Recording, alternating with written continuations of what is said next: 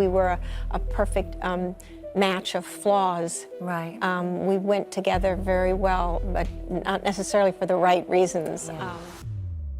Sally Field has kept information about her time on Smokey and the Bandit close to her chest for decades.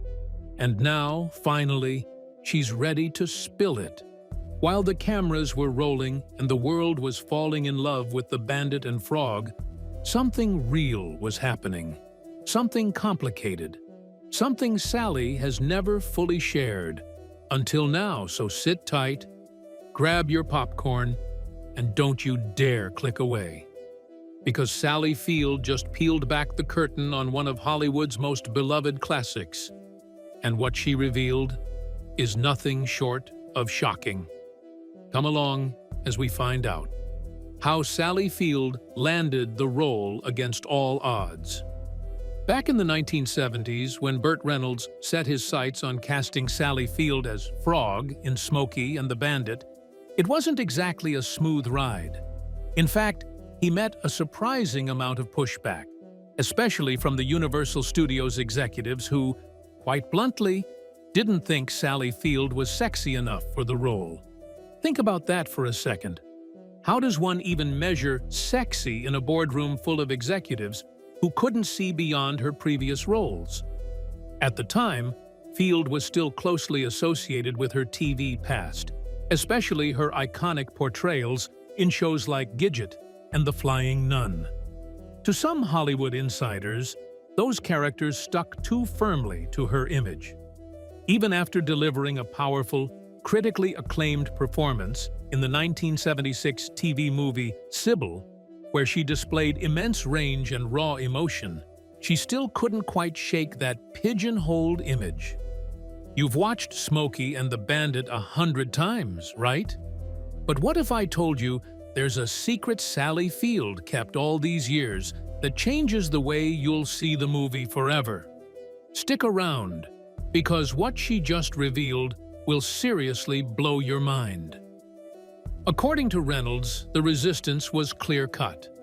"I was told she was not sexy. She was the flying nun," he later shared, recalling how that label clung to her like glue. But Reynolds, already a massive star with the kind of influence most actors dream of, wasn't buying into that narrative. He saw something in Field that others had either overlooked or dismissed entirely. He firmly told the executives, "Trust me, talent is sexy. She is talented and sexy." And that was the hill he chose to stand on. Reynolds believed in her, not just as a performer, but as a woman who could light up the screen with humor, spark, and charm. Now, how often do we see that kind of faith in Hollywood? Especially in a world that often prioritizes superficial appeal over genuine talent. For Field, the call from Reynolds offering her the role wasn't just unexpected, it was astonishing. Imagine sitting by your phone, feeling unsure about how the industry perceives you, and suddenly, one of the biggest stars in the world personally reaches out to say, "I want you for this." That kind of validation, it's rare and deeply powerful. But Field's decision to accept the role wasn't as impulsive as it might seem. She admitted later that there was barely a script to work with, virtually nothing. There was virtually no script. There was virtually no script, she repeated for emphasis in a 2018 interview, almost as if trying to wrap her own head around the leap she took. She thought the little material she had read was terrible. So why did she still say yes? Was it because of the chance to work with Reynolds? Was it career strategy? Was it gut instinct? Turns out it was a bit of everything. Field openly explained that taking the role was, in many ways, a calculated move. She understood how perception shaped opportunities in Hollywood. If I play this character that Bert is supposed to think is attractive, maybe the world will think I'm attractive and somebody else will hire me, she reasoned. It wasn't about vanity, it was about survival in an industry that didn't quite know what to do with her. Her agent also echoed that sentiment, insisting she needed a big film on her resume to keep her momentum going. And yet, Even with that logical approach, there was still a small voice inside her that whispered warnings. Field worried that by doing a light commercial film like Smokey and the Bandit, she might undo everything she had worked so hard for, especially after the artistic credibility she'd built from projects like Sybil. "I just thought it was the end of everything that I had worked so hard to achieve," she confessed. But sometimes, despite all the fears and doubts, you feel a pull, a need to jump. "There's just a part of me that I respond to and go, okay, let's just jump off the cliff," she said. And that's exactly what she did. Sally Field was 30 years old when she took that leap in 1977. At that point, she stood on the edge of a transition, still tethered to her TV roots but ready to dive into something bigger. Smokey and the Bandit turned out to be that bridge. It was a massive hit, becoming the second highest-grossing film of the year. Suddenly, people didn't just see Sally Field as the girl from Gidget or the Flying Nun. They saw her as a vibrant, funny, lovable woman who could hold her own next to one of the biggest movie stars of the time. The chemistry between Field and Reynolds wasn't just good acting, it was real. The pair began a romantic relationship that lasted several years, from 1976 to 1980. They would go on to star in more films together, but that first one? It changed everything. Not just for the box office, not just for the fans, but for Sally herself. It helped shift the way she was seen, and maybe even the way she saw herself. What really happened behind the scenes? Behind all the high-speed chases, witty one-liners, and roaring laughter of Smokey and the Bandit, there was something far less glamorous brewing behind the scenes, something chaotic, improvised, and in many ways, held together by sheer willpower, duct tape, and a couple of Trans Ams. One might assume a blockbuster hit like this came to life with a polished script, a hefty budget, and months of meticulous planning, right? Well, not exactly. In fact, what actually happened was almost the complete opposite. It all started not with a grand screenplay, but with scribbled notes on legal pads. That's how the idea began. Rough, unfiltered, and a bit messy. But isn't that how the most iconic things often start? Director Hal Needham, once a stuntman himself, had this outrageous vision of a bootlegging road trip comedy that broke all the rules. And he wasn't interested in taking the usual route. Instead, he rallied a small team, borrowed some paper, and got to work sketching out what would become one of the most beloved and influential road films in American cinema. Yet even with the core concept in place, much of what made the film memorable didn't come from what was written. It came from what wasn't. According to Burt Reynolds, who played the charming outlaw Bandit, most of the movie's magic happened on the fly. When asked about the now famous diner scene between his character and Jackie Gleason's Sheriff Buford T. Justice, Reynolds admitted that it wasn't even planned. "We were sitting at lunch one day and realized that we didn't have any scenes where we were actually together," he said. Can you believe that? Two main characters in a cat-and-mouse chase across state lines hadn't even shared a frame. So they made it up on the spot. No script, no rehearsal. Just pure instinct, timing, and charisma. Jackie Gleason, known for his razor-sharp comedic timing, was given free rein to do what he did best: wing it. It's been said he improvised about 75% of his lines. One of those unscripted gems was when he demanded a Diablo sandwich and a Dr. Pepper. The line has become legendary, even though no one really knows what a Diablo sandwich actually is. But that was the thing about Smokey and the Bandit. It didn't need everything to make sense. It just needed to feel real. And real it certainly was. But creativity wasn't the only thing they were running on.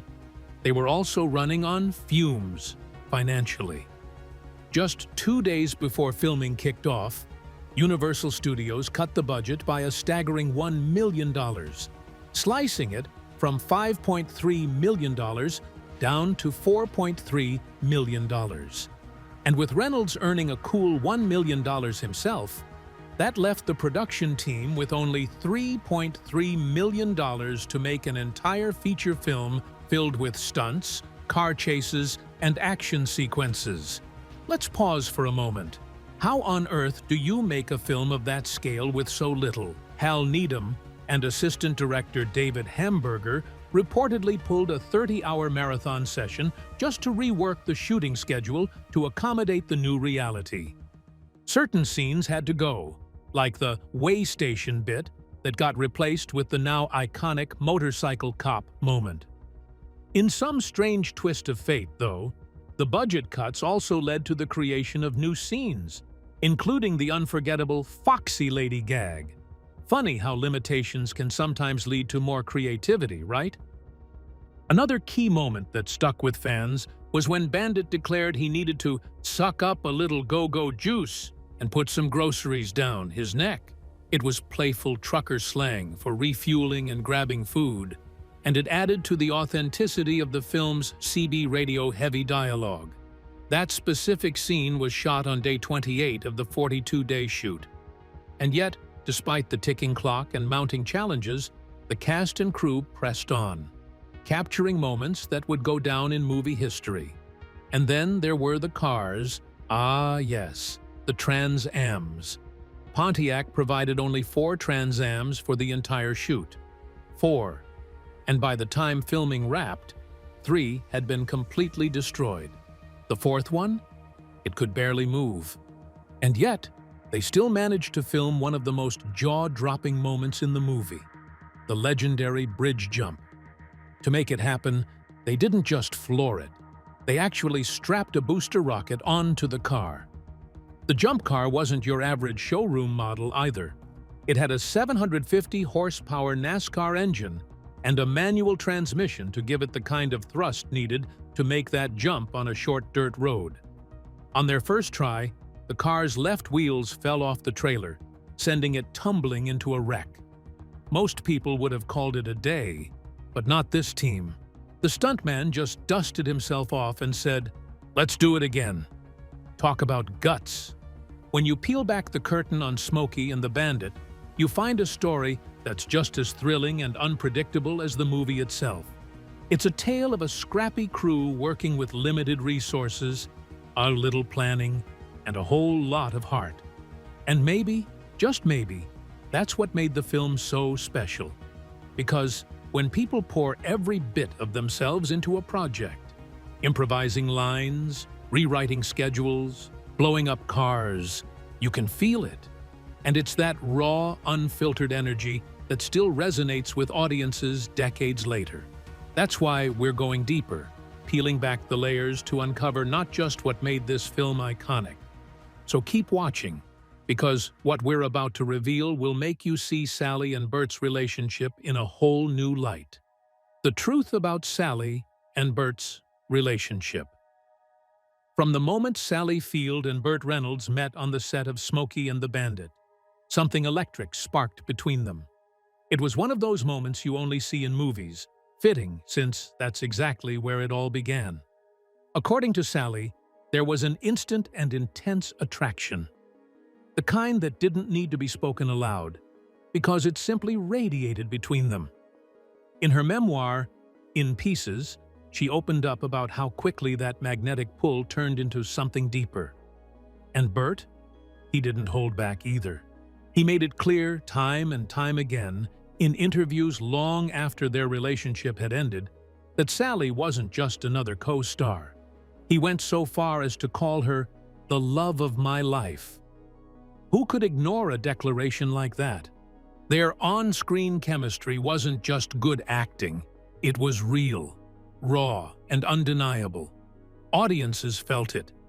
You could see it in every glance, every playful exchange, every pause that lingered just a second too long. But what people didn't see was what went on once the cameras stopped rolling. Because as bright and dazzling as their connection was in public, behind the scenes, their love story was far more complicated. Sally described Bert as complicated, a man who could be charismatic and warm one minute and controlling and distant the next. She spoke candidly about how he tried to shape her, saying he seemed determined to mold her into the woman he imagined she should be, rather than embracing the woman she already was. And isn't that something many people can relate to? Being loved for the idea of who you might become, rather than who you truly are? Their romance, which lasted from 1976 to 1982, wasn't some whirlwind fling. It was a slow burn, passionate, intense, and sometimes painful. Over those years, they didn't just share a personal bond. They shared a professional one too, starring together in 4 films. Working so closely, under the glare of the spotlight, only intensified the pressure. Sally has reflected on how Bert's personal struggles added another layer of difficulty. He battled demons that not everyone could see, especially his issues with prescription medication. These challenges didn't just affect him, they affected everyone close to him. And Sally, being who she is, didn't shy away from telling the truth, even if it was uncomfortable. Was it all bad? No, of course not. There were moments of genuine love, laughter, and connection. After all, people don't call someone the love of their life for nothing. Bert adored her, that much was clear. And Sally, in her own way, cared deeply for him, even if she eventually realized that love wasn't enough to fix what was broken. What's perhaps most heartbreaking is the way time added even more weight to their story. Years later, Bert continued to speak about Sally with a sense of longing and regret, as though he knew he had missed out on something truly special. Meanwhile, Sally, with the clarity and strength that often comes with age, looked back not just with nostalgia, but with honesty. She wasn't afraid to speak her truth, to lay bare the reality of a love that was both beautiful and bruising. And isn't that what makes their story so compelling? That it wasn't perfect.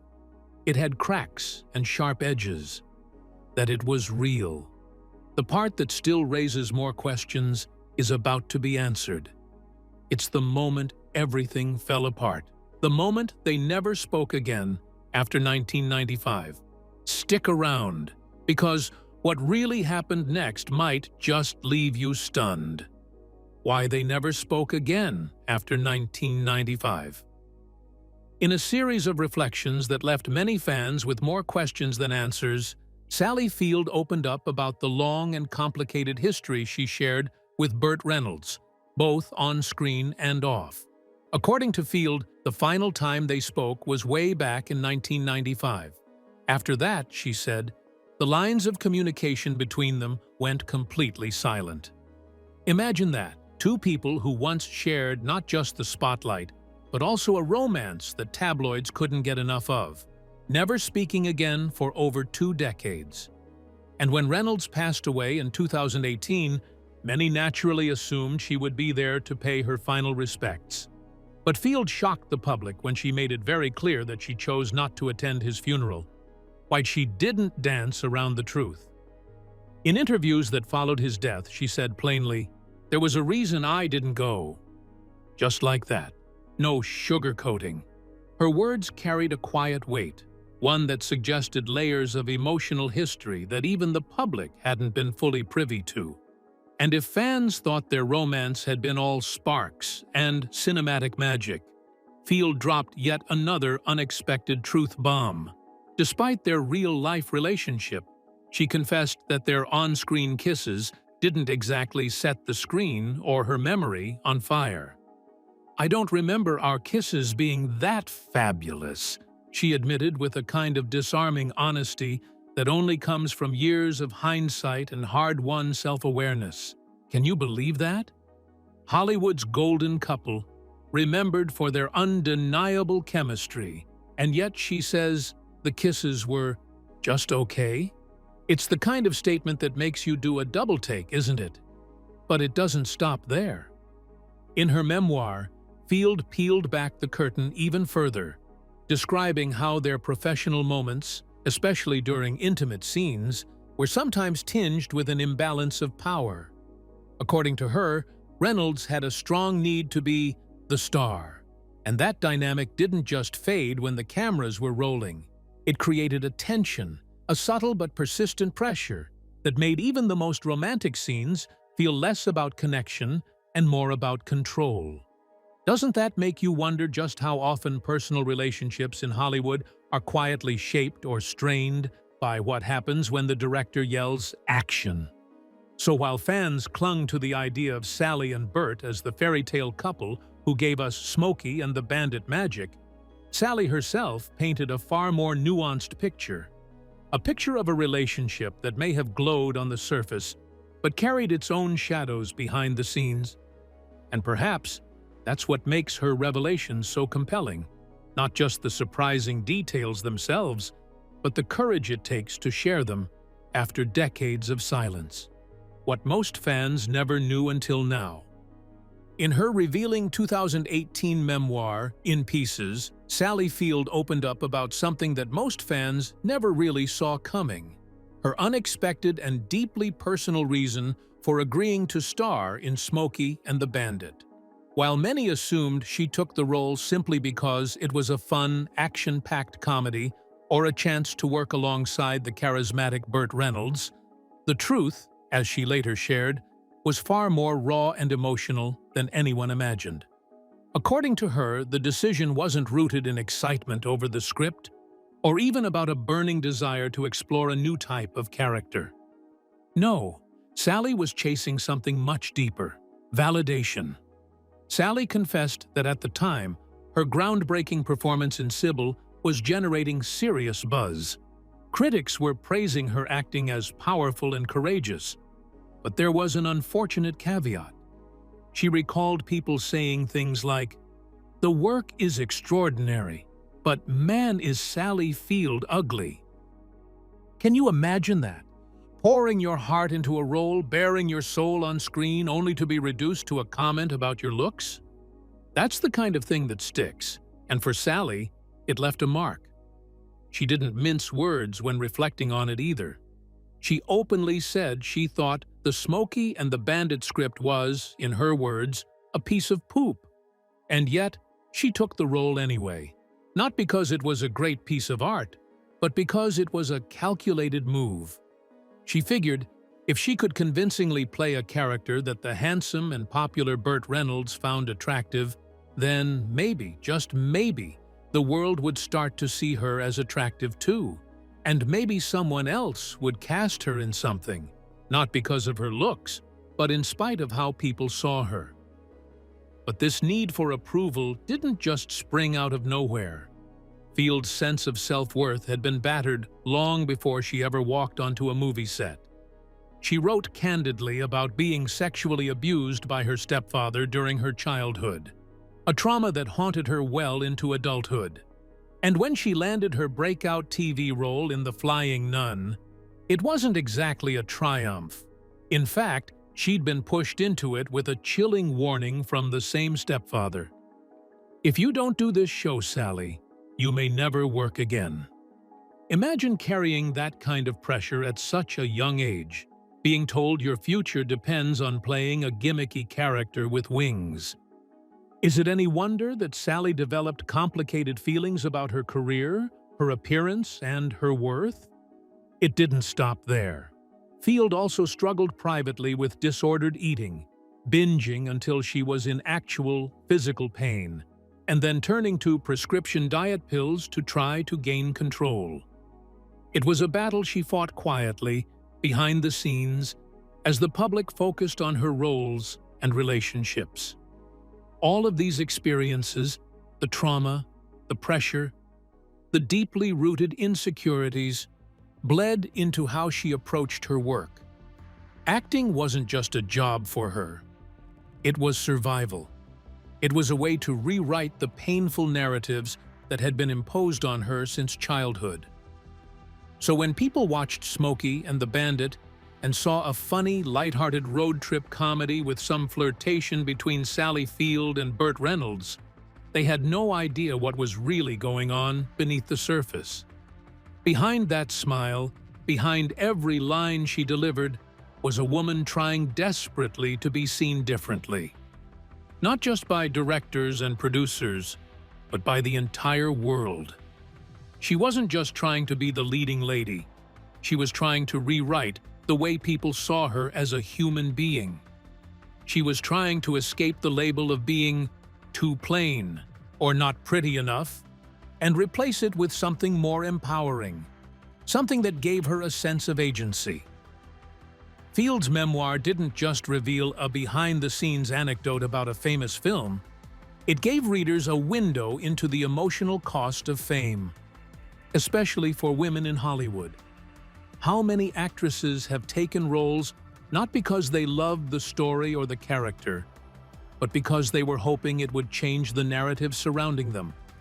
Sally Field laid it all out there, not to gain sympathy, but to finally, after all those years, take ownership of her story.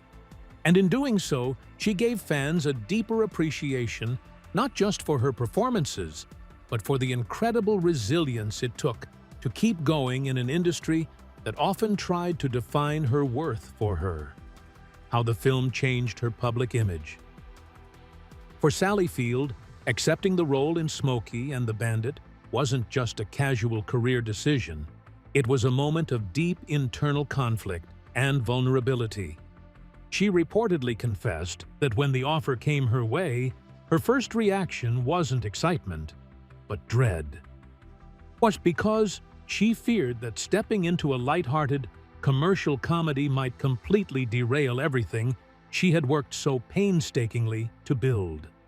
In her own words, she said she thought it would be the end of everything she had struggled to achieve as a serious actress. That fear wasn't just about image.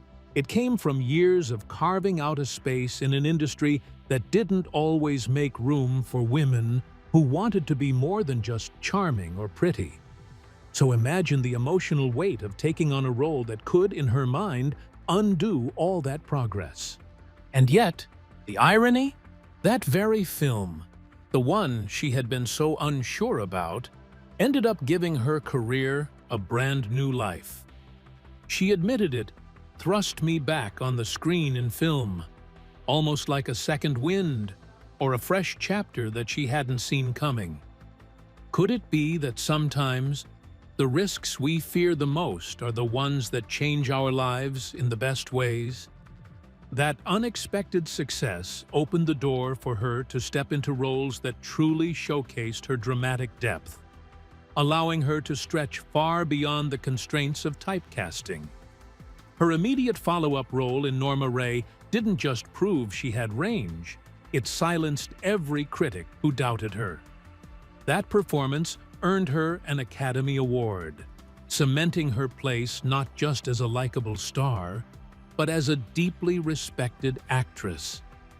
Doesn't that make you wonder how often people are just one brave leap away from greatness? In her memoir, In Pieces, Field looked back on those pivotal years with brutal honesty and thoughtful reflection. She peeled back the layers of her public persona to reveal the quiet pain and complicated truths that shaped her private life. One of the most revealing aspects of the book was her take on her relationship with Burt Reynolds, which she described as a perfect match of flaws. What did that even mean? Well, it wasn't the kind of fairy tale love story fans might have hoped for. Instead, it mirrored the emotional patterns she had experienced earlier in life, some of them rooted in trauma. She even made the chilling comparison between her younger self, who had once felt so trapped and voiceless, and the grown woman who, despite her success, found herself repeating those same emotional dynamics in adulthood. "I was a grown-up version of the child wrapped in plastic dry cleaning bags," she wrote. How haunting is that image? Field didn't shy away from admitting that she had fallen into what she called pre-programmed behavior during her time with Reynolds. It wasn't necessarily love in the healthy, mutual sense. It was something more complicated, more psychological. It was as if she had been blindly pulled into a relationship that felt eerily familiar, though not necessarily safe or nourishing. And yet, in sharing that, she wasn't casting blame or trying to stir scandal. She was simply being truthful about how trauma can quietly shape the choices we make, even when we're not fully aware of it. Her willingness to go there, to dissect the messy undercurrents of both her personal and professional life, adds a depth to her legacy that goes far beyond the screen. Sally Field didn't just play roles. She lived through them, wrestled with them, and eventually used them to better understand herself. Isn't that what makes a truly great actor? Not just the ability to perform, but the courage to reflect. And in doing so, she gave audiences not just characters to root for, but a story of resilience that quietly inspires long after the credits roll. With this, we have come to the end of this video. Thanks for watching. If you enjoyed this video, do well to like, comment, and subscribe for more content. To enjoy more thrilling stories, click now on the following video that pops up on your screen.